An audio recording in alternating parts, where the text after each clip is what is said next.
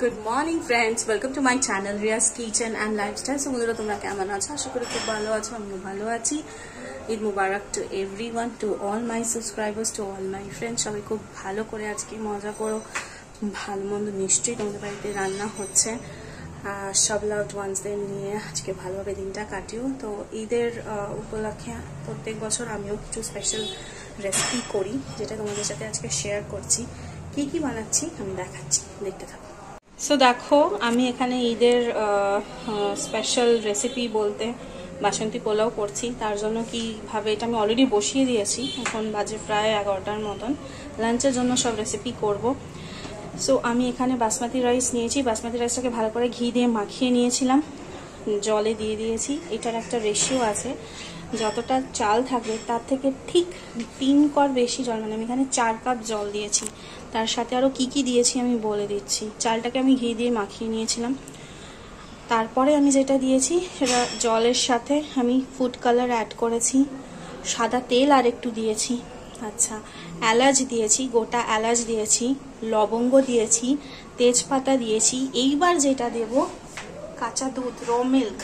তাহলে কি হবে, টেক্সচারটা খুব ভালো আসে। আমি জাস্ট র মিল্ক অ্যাড করে দিলাম। এবার আমি লো ফ্লেম করে রাখবো।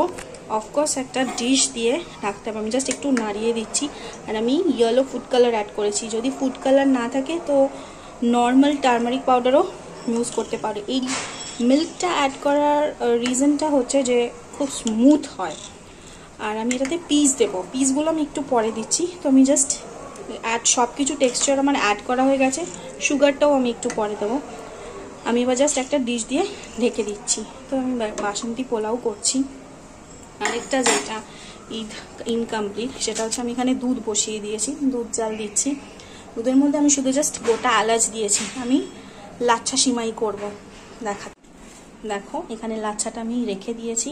এটা পুরো মানে রেডিমেড কড়াই আছে, ঘিয়ে ভাজাই আছে। আমি জাস্ট দুধটা জাল দেবো চিনি দিয়ে, তারপরে এটা জাস্ট অ্যাড করে দেবো। আর এখানে আমি চিকেন রেখেছি, আমি এখানে চিকেন কোরমা করব।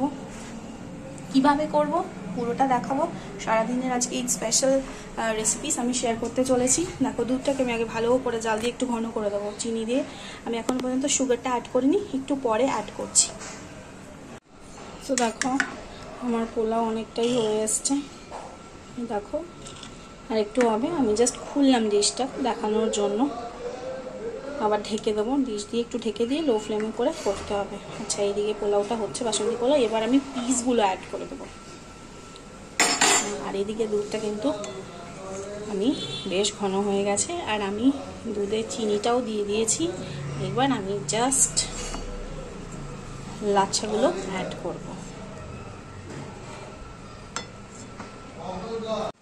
তো দেখো আমি পিসগুলো অ্যাড করে দিয়েছি। এবার সুগারটাও অ্যাড করে দিয়েছি টেস্ট অনুযায়ী। এবার আমি জাস্ট ডিশ দিয়ে ঢেকে দেবো, বয়েল হবে। তো দেখো দুধটা কিন্তু পুরো ঘন করে জাল দেওয়া হয়ে গেছে, দেখো সুন্দর ঘন হয়ে গেছে। এবার জাস্ট আমি লো ফ্লেম করে নিয়েছি। আমি এবার জাস্ট লাচ্ছাগুলো দিয়ে দেবো।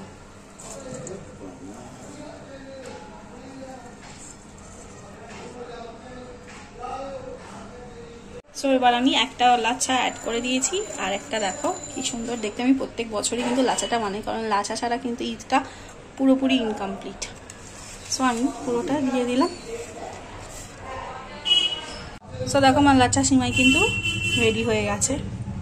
আমি জাস্ট একটা বোলে সার্ভ করে নেব। আর এদিকে দেখি যে পোলাওয়ের কি অবস্থা, পোলাও কত দূর হয়েছে দেখে নিচ্ছি। দেখো অনেকটাই হয়ে এসছে, আর একটু বাকি আছে, আর একটু চালটা সেদ্ধ হবে। একটু ডিশ দিয়ে ঢেকে দিলাম। সো দেখো বাসন্তী পোলাও কিন্তু রেডি হয়ে গেছে। আমি জাস্ট গ্যাস বন্ধ করে দিয়েছি, পুরো কমপ্লিট। দেখো সুন্দর কালার এসছে। এখানে লাচ্ছা সিমাইটাও কিন্তু রেডি হয়ে গেছে। আমি সার্ভিং বলে জাস্ট ঢেলে নিয়েছি। এবার আমি চিকেন কোরমাটা করব। তো আমার পোলাও কমপ্লিট, সিমাই লাচ্ছাও কমপ্লিট। এবার আমি চিকেন কোরমা করবো। তার জন্য দেখো আমি পেঁয়াজগুলোকে দিয়ে দিয়েছি তেলে ফ্রাই করার জন্য। কিছুটা আমি বেরেস্তা ভেজে তুলে রেখেছি। এখানে আমি পেঁয়াজ আর টমেটো দিয়ে দিয়েছি ফ্রাই করার জন্য। তো ভালো করে আগে ফ্রাই করছি। তারপর আমি মশলাগুলো অ্যাড করবো, কী আমি দেখিয়ে দেবো। সো আমি পেঁয়াজ আর টমেটোটা ফ্রাই যখন হয়ে গেছিলো, আমি কি দিয়েছিলাম, রসুন বাটা, আদা বাটা, নুন স্বাদ মতো, লঙ্কার গুঁড়ো, হলুদ গুঁড়ো, জিরে গুঁড়ো, এবার দিয়ে আমি আর সামান্য একটু চিনি, সব রান্নাতেই আমি চিনি দিই, চিনি দিলে কিন্তু একটু রান্না টেস্ট হয়। এবার আমি গ্রেভিটাকে তৈরি করছি। এবার আমি চিকেনগুলোকে দিয়ে দেবো। দেখুন আমি চিকেনটাকে ক্লিন করে রেখেছি, আমি চিকেন দিয়ে দিলাম। এবার আমি এটাকে ভালো করে কষাবো। সো দেখো আমার সব মশলা অ্যাড করা হয়ে গেছে। এবার জাস্ট আমি বয়েল করার জন্য মিড ফ্লেমে করে দিয়েছি, 5 মিনিটস আমি বয়েল করতে দেবো, তারপরে আমি নামাবো। গরম মশলাও কিন্তু আমি অ্যাড করে দিয়েছি। আমি বেরেস্তা যেটা বানিয়ে রেখেছি, জাস্ট নামানোর সময় ওপর দিয়ে বেরেস্তাটা দিয়ে দেবো।